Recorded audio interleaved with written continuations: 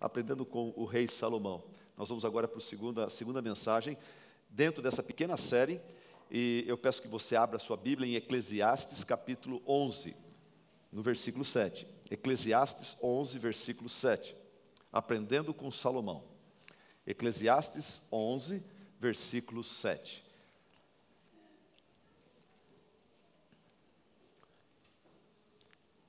Há quase 3.000 anos atrás, o rei Salomão, no final do seu reinado, ele escreveu essas palavras, que nós vamos ler aqui hoje à noite. E que o Espírito de Deus fale ao seu coração. Que o Espírito de Deus te instrua, ajude você a corrigir qualquer coisa, qualquer curso na sua vida que precisa ser corrigido.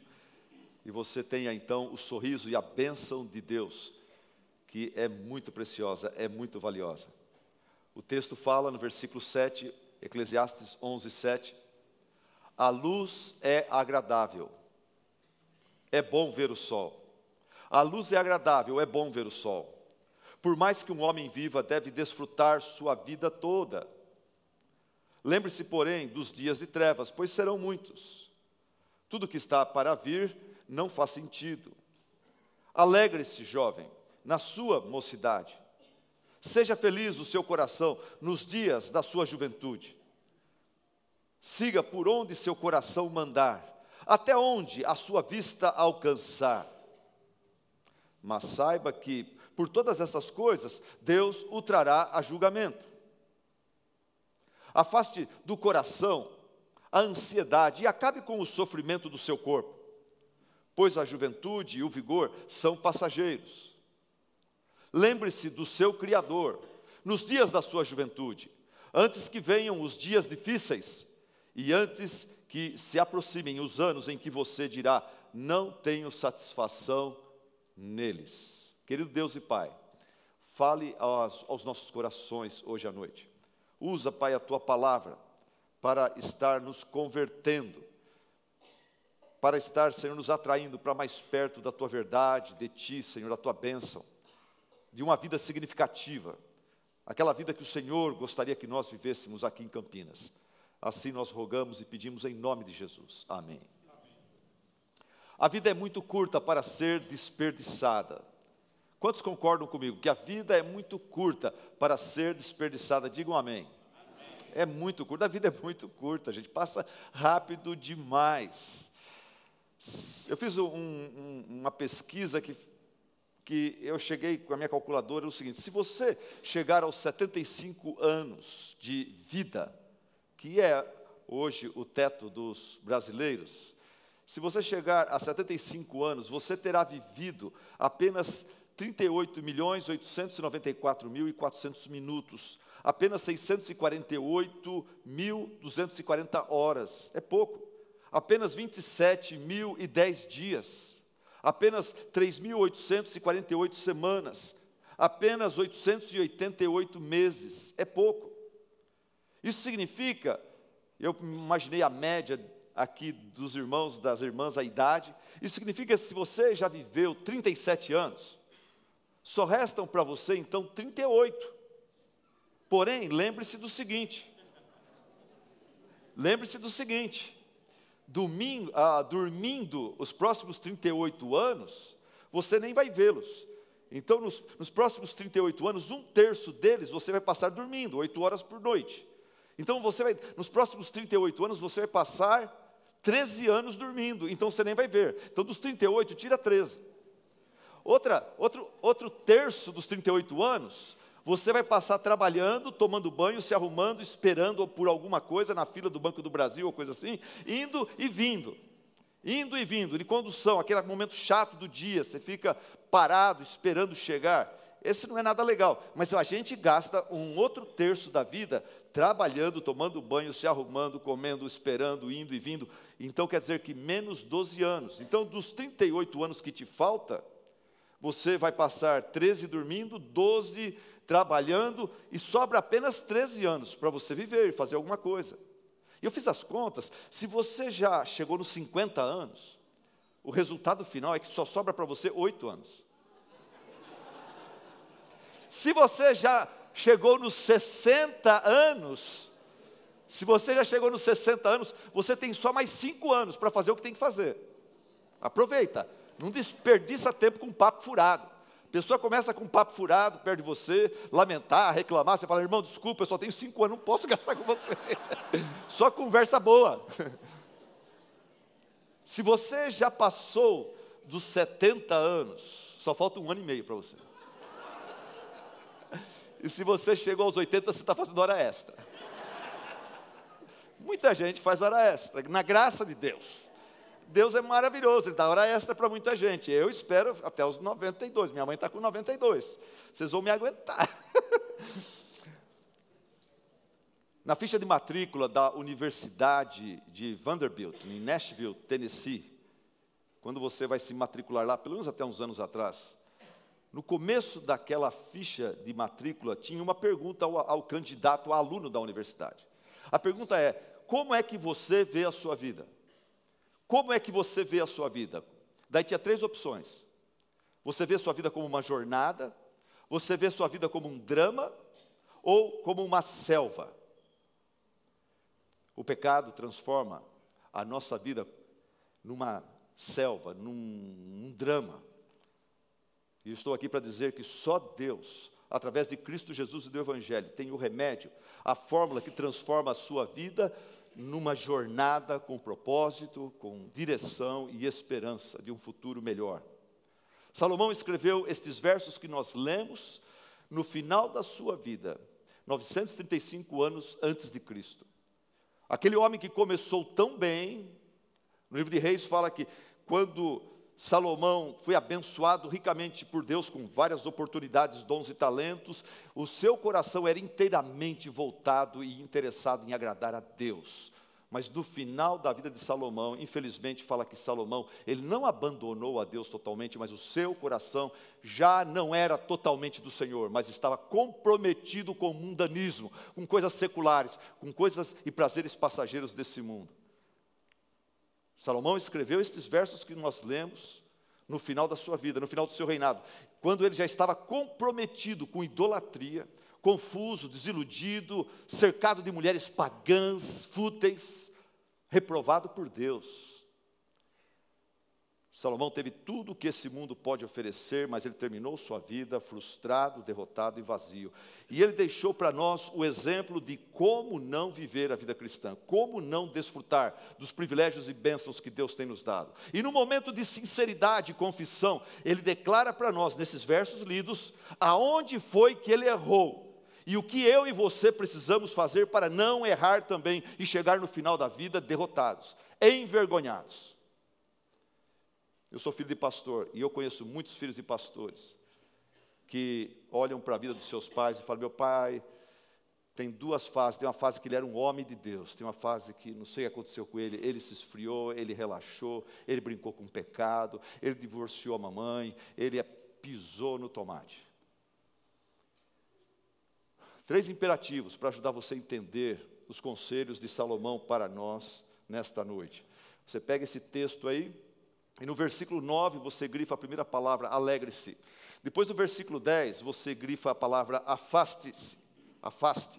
E depois no versículo 12, versículo 1 do capítulo 12, você grifa a palavra lembre-se. Esta é a divisão da nossa mensagem hoje. Alegre-se, afaste, lembre-se. Vamos começar pela primeira parte da mensagem. Primeiro conselho de Salomão, para não terminar a vida derrotado. Alegre-se, alegre-se.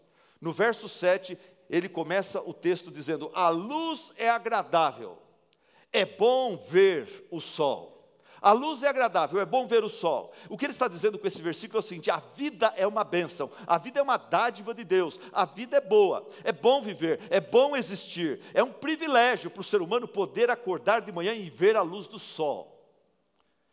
Por isso, ele diz que nós deveríamos dizer no começo de todos os dias, ou melhor, Davi, o seu pai, disse que nós deveríamos dizer no começo de todos os dias, bendize, ó minha alma, ao Senhor, e tudo que há em mim, bendiga o seu santo nome, bendize, ó minha alma, ao Senhor, e não se esqueças de nenhum dos seus benefícios. Ou então dizer assim, este é o dia que o Senhor fez, alegremos e regozijemo-nos nele. Mas depois no verso 8, Salomão diz o seguinte, por mais que um homem viva, deve desfrutar sua vida toda. Lembre-se, porém, dos dias de trevas, pois serão muitos. Tudo que está para vir não faz sentido. Em outras palavras, Salomão está dizendo: decida desfrutar todos os dias que Deus lhe der. Curta, desfrute esses dias, mesmo sabendo que há dias de trevas. Tem gente que, sabendo dos dias de trevas, já para de viver. Não, você não pode fazer isso. Tem gente que, mesmo sabendo que ao investirmos em amizades, algumas amizades serão uma bênção, outras trarão decepções. Tem gente que para, já não tem mais amizade com mais ninguém, se tranca, se isola. Está errado. Salomão está falando: há dias de trevas. Há dias quando nós sofreremos decepções. Há dias quando nós seremos traídos. Há dias quando nós estaremos no meio de acidentes, ou passaremos por perdas. Enfrentaremos com o final da vida o envelhecimento, as doenças, as limitações e a própria morte. Há dias de trevas. O vendedor de seguros, ele sabe disso muito bem, e ele tenta esconder da gente, ele tenta não ser muito gráfico para não chatear a gente, perder a venda. Então ele chega para mim e fala o seguinte: pastor Silas, ele mostra uma proposta lá, que deixa a Vanger bem se eu morrer, né? E ele fala o seguinte: pastor Silas, Deus o livre e o guarde, mas se o Senhor vier, e eu falo: errado, errado, errado, não é se o Senhor vier, quando o Senhor vier a falecer. E é por isso que eu compro o seguro de vida, é por isso que eu me acerto com Deus, porque eu sei que os dias de trevas, eles são certos, são certeiros. Mas nem por isso Salomão fala: você deve desistir de curtir a vida enquanto ela está indo bem. Salomão, ele terminou a sua vida frustrado, derrotado, vazio, porque ele só se preocupou em se alegrar e ele não se preparou para os dias de trevas. Por isso ele está dizendo para mim e para você nesta noite: não repita o meu erro. Não repita o meu erro. Pelo contrário, diga para você mesmo: eu vou curtir todos os dias que o Senhor Deus me der, mas eu não vou ignorar e eu não vou me preocupar com os dias de trevas, mas eu vou me preparar. Sabendo que eles virão, eu vou me preparar para isto. Eu vou me preparar espiritualmente, eu vou me preparar financeiramente, eu vou me preparar de todos os sentidos, para quando a velhice vier, quando o acidente vier, quando uma desgraça, na permissão de Deus, assolar minha vida, eu estar preparado para enfrentá-la de uma forma que glorifica a Deus e abençoa os irmãos ao meu redor. Depois disso, no verso 9, ele diz assim: alegre-se, jovem, na sua mocidade, seja feliz o seu coração nos dias da sua juventude. Siga por onde seu coração mandar, até onde a sua vista alcançar. Que conselho é esse? Que raio de conselho é esse? É um ótimo conselho. É um ótimo conselho. Salomão está dizendo: jovem, curta a vida, alegre-se, divirta-se a valer, ria quanto você puder rir, curta quanto você puder curtir, é isso que ele está dizendo. Cada um de nós tem certos interesses legítimos. Obviamente Salomão não está aqui incentivando você a curtir prazeres carnais, pecaminosos, mas ele está falando para você curtir a vida naqueles interesses legítimos que Deus te deu. Interesses legítimos que nos atraem. Eis uma lista deles aqui. E ao falar essa lista, eu vou estar tocando nesse, naquele, naquela, naquele outro, lá na galeria aqui embaixo. Tem gente que é atraído por boas amizades, curte boas amizades, curte um happy hour, curte estar ali comendo aquela pizza junto com os amigos, ou comendo aquele churrasquinho, e esse é o hobby da pessoa. E é um bom hobby, isso não tem nada de errado com isso. Curta as boas amizades, curta talvez uma aula de judô, natação, jogging, academia, crossfit, carros, moto, mecânica, pintura, computação, livros, leitura, música, decoração, moda, viagens, pizza, macarronada, churrascaria, churrasco, costela, picanha. Podendo, curta, desfrute, vai fundo, meu filho. Alegria não é coisa só para rico. Ser feliz na vida não é coisa só para gente rica e poderosa. Coloque isso na tua cabeça. Tem gente que vive com aquela síndrome de Gabriela. Eu não sou nada porque eu não sou isso, eu não sou aquilo, eu sou pobre, no meu negócio não dá para ter, não dá para ter. Os ricos, eu não posso, os famosos, eu não posso. Para com isso.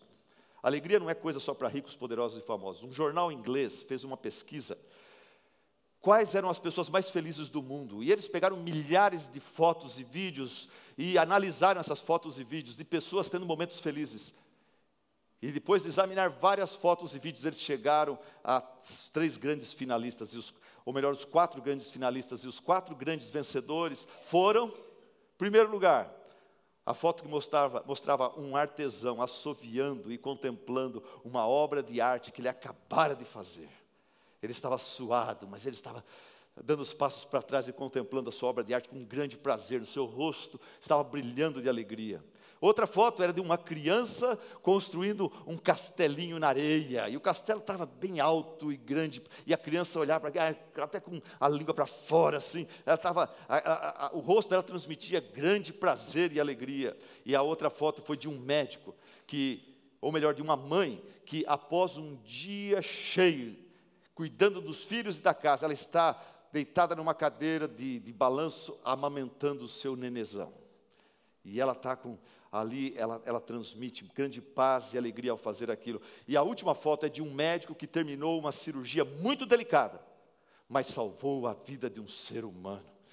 E o seu semblante era de cansaço, mas grande satisfação.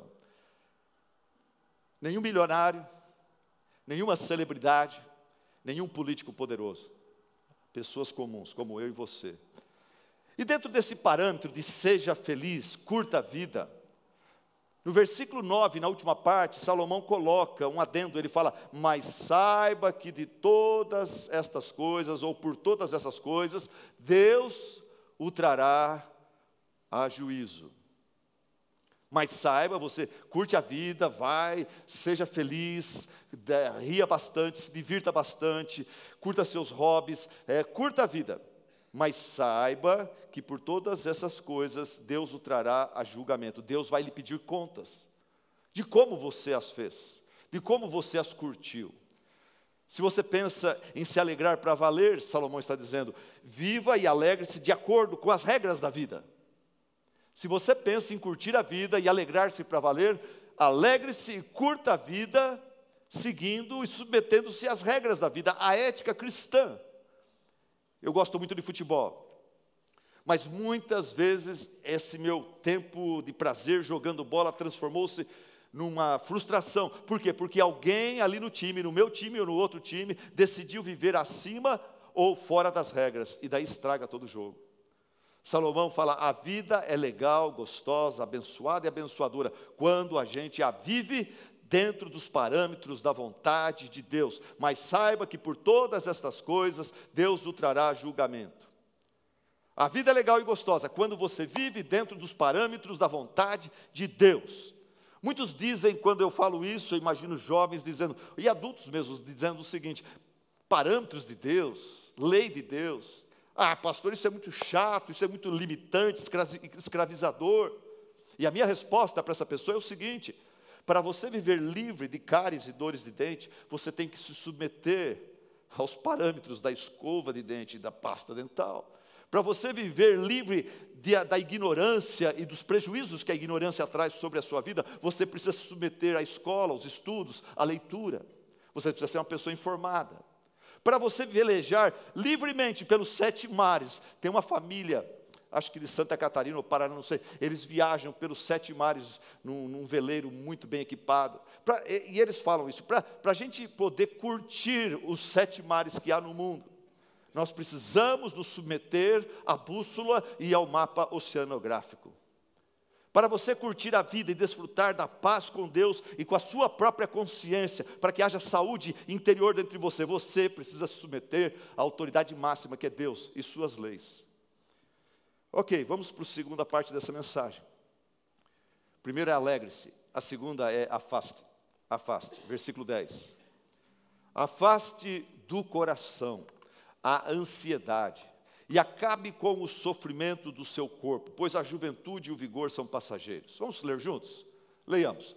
Afaste do coração a ansiedade e acabe com o seu corpo, pois a juventude e o vigor são passageiros. Primeira parte do versículo fala: afaste do seu coração a ansiedade. Por quê? Porque a ansiedade, ela rouba alegria, ela gera insegurança, medo. Tem uma frase que eu li hoje à tarde que diz assim: a ansiedade é uma doença que a velocidade do dia a dia e dos dias modernos plantou em nossas vidas. A ansiedade é uma doença que a velocidade dos dias plantou em nossas vidas. Eu discordo. A velocidade não é uma doença. A velocidade a ansiedade não é uma doença, a ansiedade é um pecado. Ansiedade é pecado e pecado contra Deus, o Criador, seu Pai. Ansiedade é a filha da incredulidade, ela é filha da incredulidade, que nos leva a dizer o seguinte: na minha vida, Deus não é importante, Deus não é soberano, a minha vida depende apenas de mim mesmo, eu vou tomar minhas decisões independentemente da vontade revelada de Deus. Salomão fez isso e se deu muito mal, e ele sabia a vontade de Deus, mas ele a ignorou, terminou a vida derrotado, apesar de tantas bênçãos, oportunidades e riquezas. Daí o verso 10 fala: afaste do seu coração a ansiedade, e depois fala: e acabe com o sofrimento do seu corpo. Acabe com o sofrimento do seu corpo. Acabe com o sofrimento do seu corpo. O que esse verso está dizendo é o seguinte: quando você se rebela contra a lei de Deus, quando você começa a quebrar a lei de Deus, seu corpo padece. Anota aí, toda vez que você se rebelar contra a lei de Deus, por exemplo, a lei de Deus é que você creia em Jesus Cristo como seu único e suficiente Salvador, em Deus Pai como seu Criador e sustentador. Quando você não crê nisso, você começa a ficar ansioso.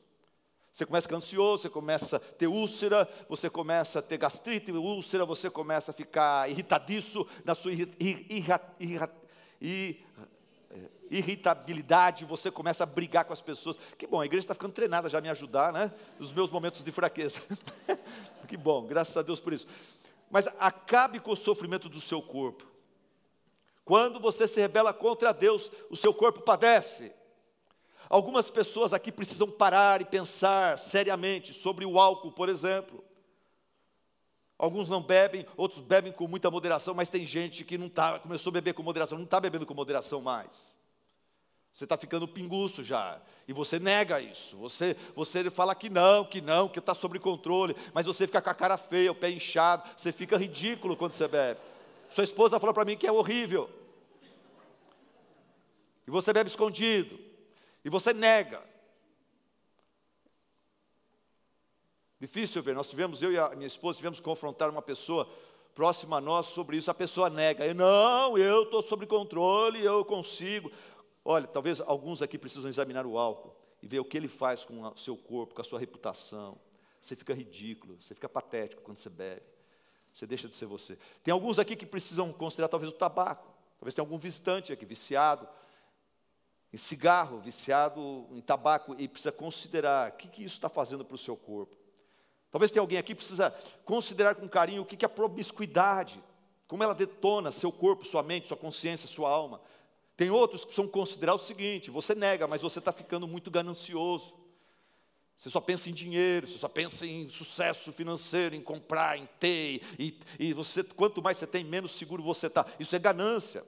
Você precisa parar, examinar como que a ganância destrói o seu relacionamento com as pessoas, destrói seu casamento, relacionamento com os filhos, e o pior de tudo, a ganância destrói seu relacionamento com Deus, porque o próprio Deus na Bíblia fala que a ganância e o amor ao dinheiro é idolatria, é um ataque contra a justiça infinita de Deus, o caráter perfeito de Deus. Glutonaria. Tem gente que precisa parar e pensar o que a comida está fazendo contra você, está acabando com você. Ou as drogas, ou dependência da mídia virtual. Tem gente aqui que está muito na internet, está muito no celular o tempo todo, está sendo consumido por aquele mundo plástico. Um mestre e o seu discípulo caminhavam por uns terrenos baldios, tipo de uma pequena mata próximo da cidade, e eles viram 3 coisas. Eles viram um broto de goiabeira, e logo mais para frente, um pezinho de goiabeira, e depois viram uma goiabeira bem grande, viçosa, com um tronco bem largo, bem roliço. E eles tentaram, o mestre pediu para o aluno: arranque o broto da goiabeira, que está ali. E ele foi lá, machucou um pouco a mão, mas ele conseguiu arrancar. Não foi fácil, mas ele conseguiu arrancar. Falou, agora, arranque o pequeno pé de goiabeira. Já foi muito difícil. Ele precisou ir em casa, pegar umas ferramentas, pegar um enxadão. O pequeno pé de goiabeira, ele não conseguiu, com a mão, cortava a mão e não saía. Ele precisou de ajuda de ferramentas cortantes. E a goiabeira antiga, ele falou, arranca a goiabeira antiga. Ele falou, não dá, não dá, essa está grande demais, está forte demais, isso aqui precisa de um trator para vir aqui. A goiabeira antiga foi impossível. E hábitos antigos são como goiabeiras antigas, grandes, viçosas, são impossíveis de ser arrancados. Talvez tenha alguém aqui que tem uma goiabeira no meio do seu caráter. É um hábito antigo que teu pai não ajudou, sua mãe não ajudou, você com amigos falsos, você edificou e alimentou e regou essa goiabeira e hoje ninguém consegue arrancar. Você mesmo tentou arrancar, já não consegue. Mas eu tenho uma boa notícia para você, diretamente da palavra de Deus de Jesus Cristo e seu Evangelho, lá em 1 Coríntios, capítulo 6, versículo 9. Olha o texto, leia comigo esse texto, quem tem boa vista para ler esse texto. Vamos lá. Vocês não sabem que os perversos não herdarão o reino de Deus. Não se deixem enganar, nem imorais, nem idólatras, nem adúlteros, nem homossexuais passivos ou ativos, nem ladrões, nem avarentos, nem alcoólatras, nem caluniadores, nem trapaceiros herdarão o reino de Deus. A boa notícia vem agora. Assim foram alguns de vocês, mas vocês foram lavados, foram santificados, foram justificados no nome do Senhor Jesus Cristo e no Espírito do nosso Deus. Jesus Cristo é poderoso para arrancar até as goiabeiras mais frondosas e antigas e duronas que há no coração do ser humano. Jesus Cristo pode ajudar você a ser liberto deste vício maldito, desse desvio de caráter, desse pecado que envergonha o nome de Deus na sua vida. Alegre-se, afaste. E em último lugar fala, lembre-se, lembre-se. Versículo 12, capítulo 12, versículo 1. Lembre-se, leia comigo. Lembre-se do seu Criador nos dias da sua juventude, antes que venham os dias difíceis e antes que se aproximem os anos em que você dirá, não tenho satisfação neles. Ah, pastor, eu já sei o que significa esse lembre-se. Eu já sei, isso aqui significa trazer a memória, não é, pastor? Não, significa recordar, não é, pastor?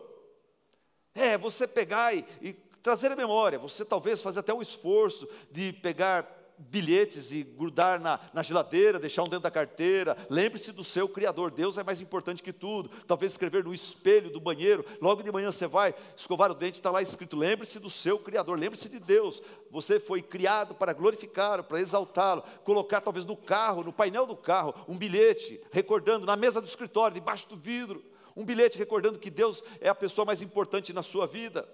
Lembre-se. Não, deixa eu dizer para você, esse lembre-se não significa trazer a memória. Não significa isso. Deixa eu explicar para você usando 1 Samuel, capítulo 1, versículo 19. Está no quadro, você não precisa abrir a Bíblia lá. 1 Samuel 1, 19. Olha o que esse lembre-se significa. Quando Deus fala em Eclesiastes 12, 1, lembre-se do seu Criador, Ele está falando algo muito mais sério do que trazer à memória que Deus é importante.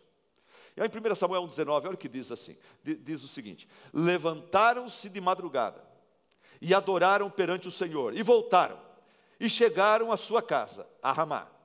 Eucana, que é marido de Ana, ele coabitou com Ana, ele deitou-se com ela, como o marido deita-se com a sua esposa, e tem relacionamento íntimo com ela. Eucana coabitou com Ana, sua mulher, e enquanto ele deitava-se com a sua mulher, fala, e lembrando-se dela o Senhor, ela era uma mulher estéril, mas ela clamou ao Senhor no templo, ela chorou na presença de Deus, E ela volta para casa e ela coabita com o seu marido, e enquanto ela está com o seu marido na cama, fala, e lembrando-se dela o Senhor, ela concebeu, e passado o devido tempo, ela teve um filho. Logo, é o seguinte, 1 Samuel 1,19 está nos ensinando que no hebraico, esse lembre-se do seu Criador, não significa apenas traga à memória que há um Deus, há um juízo por vir. Esse Deus é muito especial, Ele merece a nossa obediência, Ele merece a nossa fidelidade. Não, não é apenas trazer a memória, não é apenas recordar que há um Deus. Mas de acordo com 1 Samuel 1,19, lembre-se, é você agir decididamente a respeito de algo ou de alguém. É agir decididamente a respeito de algo ou alguém. Foi isso que Deus fez por Ana. Ela orou, ela clamou, quando ela vai para casa, ela tem a sua vida marital lá com Eucana, Deus lembra-se dela. E quando Deus lembra, fala, a Ana pediu, que ela queria engravidar, ela queria ter... Não, Deus não fica só lembrando, recordando. Deus age decididamente a favor da sua serva e responde a sua oração. Logo, no hebraico, lembra-se do seu Criador, não significa apenas trazer a memória, recordar, mas agir decididamente a respeito de algo ou alguém. Logo, o que o texto de Eclesiastes 12:1 está dizendo é, lembre-se do seu Criador nos dias da sua mocidade. Enquanto você é jovem, enquanto você tem saúde, vigor, decida viver de acordo com o seu Deus. Eu acredito que esse texto está falando o seguinte para nós aqui em Campinas hoje. Hoje, você que está ouvindo esse sermão, diga não à promiscuidade, e sim a uma vida de pureza diante de Deus. Hoje, diga não à pornografia, e sim ao sexo sadio dentro dos laços do matrimônio. Hoje, diga não à mentira e à falsidade, e sim a um estilo de vida verdadeiro, com palavras e ações sinceras. Hoje, diga não à glutonaria, e sim a uma dieta saudável e moderada. Hoje, diga não à ignorância, e sim ao estudo e leitura da palavra de Deus. Hoje, diga não à inveja, cobiça e ganância, e sim à gratidão e ao contentamento com as coisas que Deus tem dado a você. Hoje, diga não à pressão dos amigos, e sim à presença de Deus e à amizade com os filhos de Deus. Hoje, diga não ao vício da internet, da mídia social, dos relacionamentos distantes da internet, romantizados, superficiais, inconsequentes. E diga sim aos relacionamentos pessoais, verdadeiros, reais e profundos.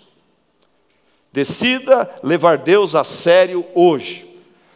Nem saia desse culto sem falar, eu vou cortar na minha vida aquela amizade aqui e agora. Eu vou cortar aquele namoro aqui e agora, que não está certo. Eu vou cortar aquele lucro falso aqui. É questão de horas. Eu chegando amanhã, eu já vou ligar e vou falar para o cara, não quero mais aquele tipo de transação na minha empresa, no meu trabalho. Eu estou fora. Eu vou agora esperar e confiar no Senhor. Eu vou fazer a minha parte, se necessário, eu vou abaixar meu padrão de vida, mas eu quero paz e eu quero a bênção do Senhor na minha vida. Mas faça isso hoje. Lembre-se do seu Criador nos dias da sua mocidade. O diabo vai falar para você, deixa para pegar firme com Deus quando você chegar nos 50, 60, 70. Uma vez minha filha falou isso para mim, ela falou, pai, e se a gente pecar, e quando tiver para morrer, fala, Deus, eu me arrependo, eu aceito Jesus como meu único e suficiente Salvador. Eu vou ser salvo? Eu não dou resposta para esse tipo de coisa. Tem gente que chega na porta e fala, pastor, e aí, a gente é salvo ou não é? Quem faz esse tipo de pergunta, está brincando com Deus. Está apaixonado por encrenca, por inferno, pelo diabo, pelo pecado. Você está numa situação horrível, você precisa repensar melhor os seus valores, o seu destino. A sua vida que é tão passageira e você está desperdiçando ela está passando, você está ficando velhinho, velhinha, e a vida está passando, e você está brincando com a vida, com Deus, com a situação do seu futuro, da sua alma. Eu gosto muito desse texto, eu não sei se eu já li para os irmãos, mas eu gosto, eu vou ler outra vez. O título do texto é Amanhã. Amanhã. João decidiu tomar um novo rumo de vida. Isso é bom, não é? Mas o texto fala assim, João decidiu tomar um novo rumo de vida amanhã. Começou cada dia buscando a Deus, lendo a sua Bíblia, a partir de amanhã. Ser menos egocêntrico, mais gentil e atencioso com todos, amanhã. João decidiu visitar um amigo necessitado, encorajar os colegas atribulados a partir de amanhã. Hoje, João decidiu que amanhã ele irá surpreender todas as pessoas que o ajudaram no passado com uma carta de gratidão. Também ele decidiu que a partir de amanhã ele irá investir mais tempo com sua querida esposa e filhos, ver menos televisão, sintonizar menos a internet e ler um bom livro por mês. João decidiu crescer espiritualmente, fazer um diário de oração, buscar intimidade com o Senhor a partir de amanhã. Submeter-se mais à palavra de Deus, se envolver mais com os irmãos da luta pelo Evangelho, amanhã. Ele até mesmo decidiu parar de roubar o Senhor dos seus dízimos e ofertas a partir de amanhã. Amanhã, João seria um novo homem, um grande homem. Todo mundo passaria a vê-lo com outros olhos, caso o amanhã de João chegasse. Mas o fato é que João morreu hoje, e tudo que ele deixou foi apenas uma série de boas resoluções que ele desejaria realizar amanhã. A vida é curta demais para ser desperdiçada. Como é que você vê a sua vida? Como uma jornada, como um drama ou como uma selva? O pecado transforma a nossa vida num drama, numa selva. Só Deus tem o remédio, só Cristo tem o remédio. A fórmula que transforma e pode transformar a sua vida numa jornada com propósito, direção e esperança. 3 imperativos importantes: alegre-se, afaste e lembre-se. E eu sinto alguém dizendo: pastor, eu até gostaria, mas a minha vida está tão enrolada pelo pecado. Eu fui tão fundo no mundanismo. Tem tanta coisa errada na minha agenda. E a minha palavra para você, seja você quem for que está falando isso, é: confia no Senhor de todo o seu coração. E não se apoie no seu próprio entendimento. Hoje, aqui, agora, reconheça o Senhor em todas as áreas da sua vida, em todos os seus caminhos. E Ele endireitará as suas veredas, Ele arrancará as goiabeiras antigas e inarrancáveis diante das suas condições. Não seja sábio aos seus próprios olhos. Esse é o seu problema. Você se acha muito esperto e você está indo para o inferno com toda a sua esperteza. Você está longe de Deus com toda a sua esperteza. Não seja sábio aos seus próprios olhos. Para de se achar. Tema o Senhor, evita o mal, e isso lhe dará saúde ao corpo e vigor aos ossos. Mas pastor, eu não consigo. Eu até entendo que é o que eu preciso, eu concordo com o Senhor, mas na hora de agir, na hora que eu saio dessa igreja aqui, o meu coração acaba me levando por outros caminhos. Eu entendo, mas eu não quero, eu não consigo. Realmente, então, o seu problema não está no intelecto, na mente. Você não é burro, você entendeu a mensagem. Você pode até pregá-la para alguém, daqui a pouco ou amanhã. O seu problema não está na mente, não está no intelecto. O seu problema está no coração, na volição. Você sabe o que é certo, mas você é escravo do pecado, você deseja o errado.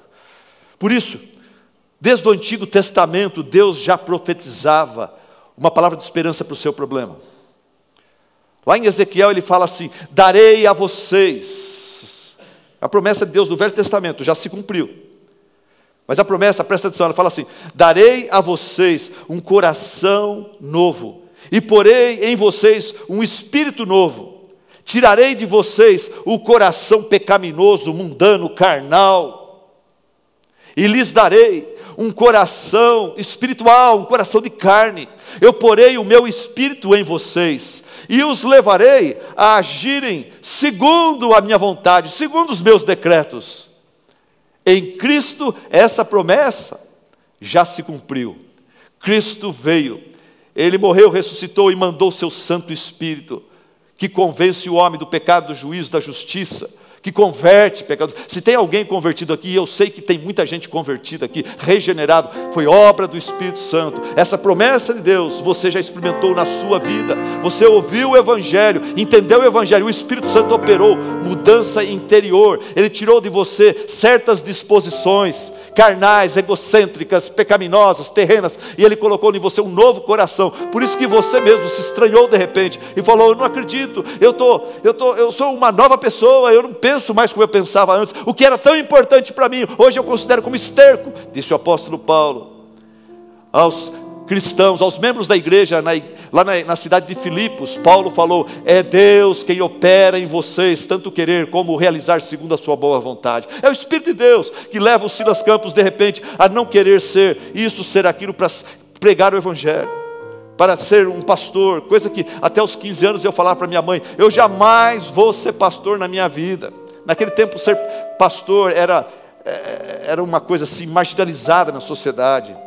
Nossa igreja era a única igreja evangélica pequena numa cidade. Meus amigos zombavam que era filho de pastor, ou pastorzinho e tudo mais. E eu dizia: jamais vou ser crente assim, de ficar se exibindo, de querer ser pastor, pregar o evangelho. Pastor ganha mal, pastor, e eu quero ser rico.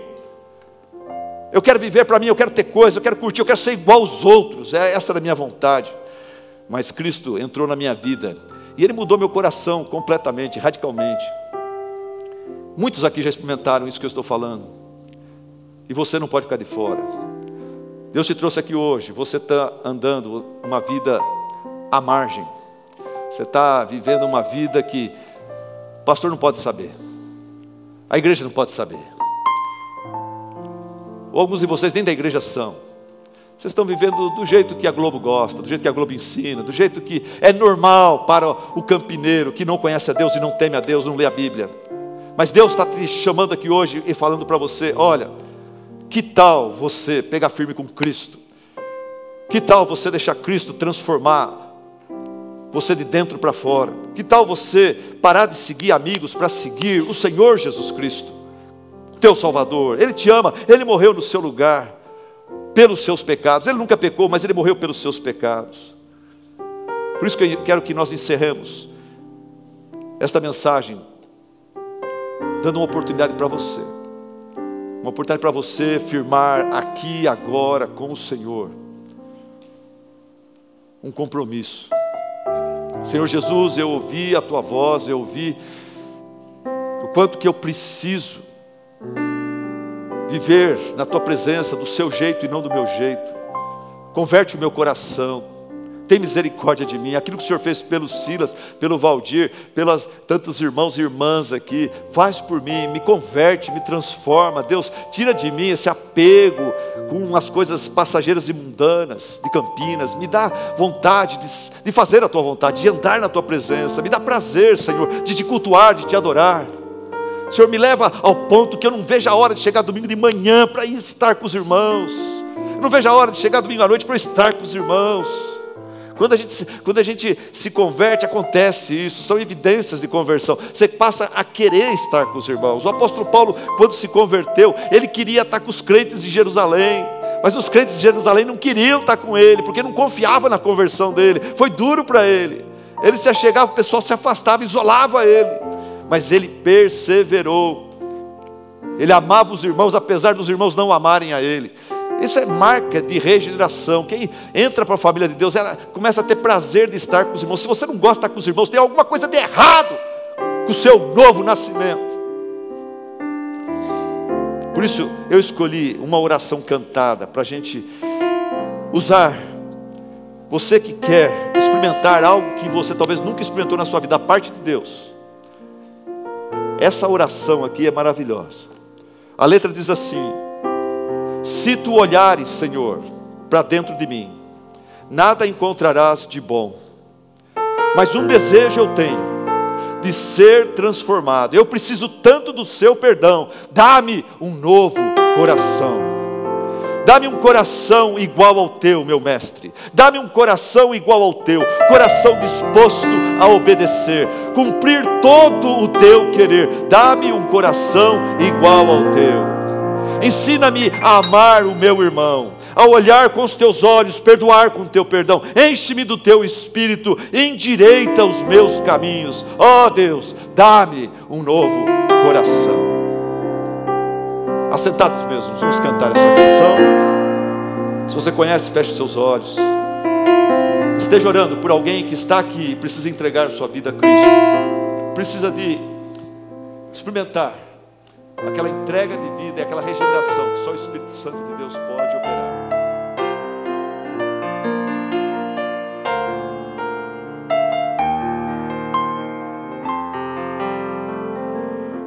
Se tu olhares, Senhor, pra dentro de mim, nada encontrarás de bom, mas um desejo eu tenho de ser transformado. Preciso tanto do teu perdão, dá-me um novo coração, dá-me um coração igual ao teu, meu mestre, dá-me um coração igual ao teu, coração disposto a obedecer, cumprir todo o teu querer, dá-me um coração igual ao teu.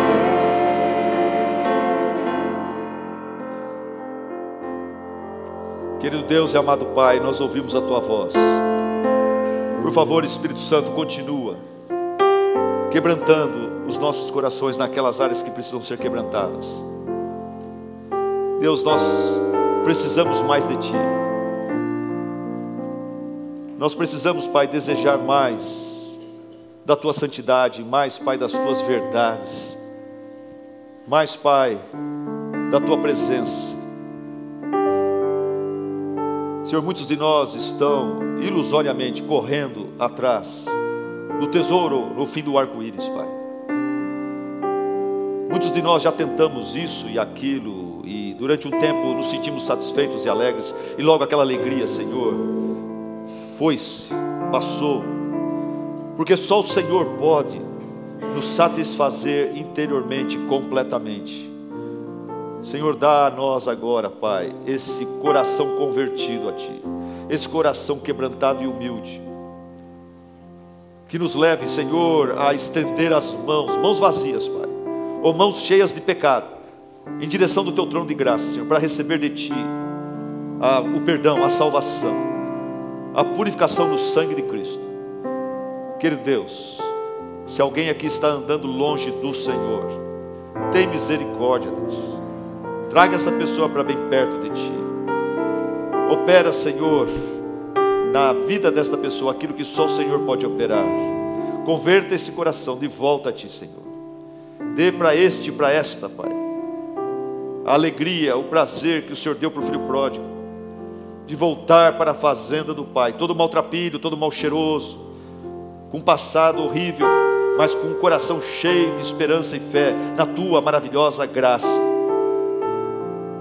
Senhor Deus, aqueles que já estão andando no Seu caminho, aqueles, Pai, que já estão se alegrando de forma bíblica na vida, aqueles que já estão se afastando do pecado, aqueles que já estão lembrando-se do Senhor nos dias da sua mocidade, Senhor, fortalece e abençoe esses irmãos e irmãs para que eles não venham a cair. Durante essa semana, Pai, nos sustenta. Durante essa semana, Senhor, nos protege das ciladas, das armadilhas do diabo. Que Deus, como pastor, eu intercedo por toda essa igreja, Senhor, começando por mim, Senhor, pela liderança. Senhor, nos santifica na Tua verdade, Pai. Pai, nos dá o privilégio como igreja de sermos mais e mais conhecidos nessa cidade como uma igreja viva, como uma igreja espiritual, uma igreja que tenha a unção do Teu Santo Espírito, uma igreja alegre, uma igreja amorosa, Pai. Que nós possamos realmente conviver como família Tua, de uma forma que os incrédulos que vêm nos visitar, Senhor, eles possam perceber que entre nós há o amor de Cristo. Que Deus nos abençoe, nos dá, Senhor, mais e mais da Tua unção. É o que nós clamamos e pedimos em nome de Jesus. Amém. Amém.